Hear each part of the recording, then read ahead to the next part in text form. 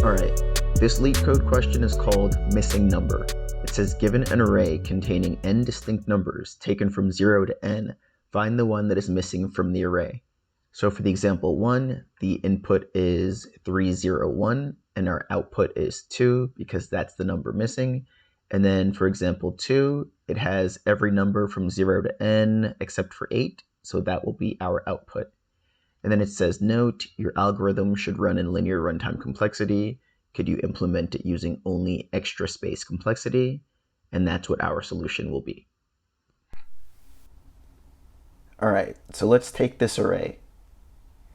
According to the question, this array is supposed to have every number from 0 to n. So it's really supposed to be 0, 1, 2, 3. Does 0, 1, 2, 3 look like anything? Well, actually, it matches up perfectly to the indices of the array.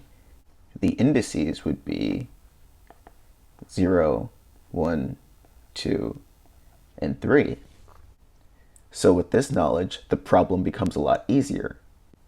We basically just have to add up what the total of the indices should be and compare it to the actual total of the numbers in the array. So the total of this should be 6, but the total of this is 4. So what's the difference between 6 and 4? It's 2. All right, so we need a variable called something like sum if none missing. And that corresponds to the sum of the indices if there were no number missing. So like we just saw, the sum is supposed to be 6, but what do we have now? This has an index of 0, this has an index of 1, and this has an index of 2. If there were no numbers missing, we would actually have one more index, and that index would be an index of 3. But where can we get 3 from? Well, 3 is the same as the length of the array. So sum if none missing is just the length plus the sum of the indices. In this case, that would be 3 plus the indices that we have, which would be 0, 1, and 2, which would give us 6. So now knowing what sum we have, we would just need another variable that holds the actual sum. So actual sum is all the numbers in our array. The numbers in our array are 0, 1, and 3. What's 0 plus 1 plus 3? That would give us 4. So we have a sum if none were missing versus the actual sum we have, so we just subtract the two. What's 6 minus 4? That would give us 2. 2 is the element that's missing. All right, let's get to the code. What LeetCode has given us is a function called missing number, which accepts an array called nums. So remember, the first thing we have to do is we have to create our variable called sum if none missing, and we'll say let sum if none missing equals the length of the array.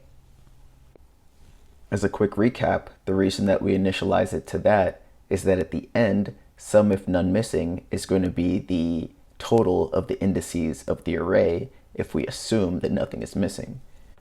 So the indices are 0, 1, and 2, and if there were nothing missing, there would also be an index of 3.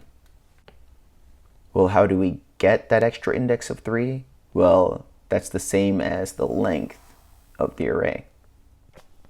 All right, and we're also going to need a variable called actual sum, so let actual sum equal 0.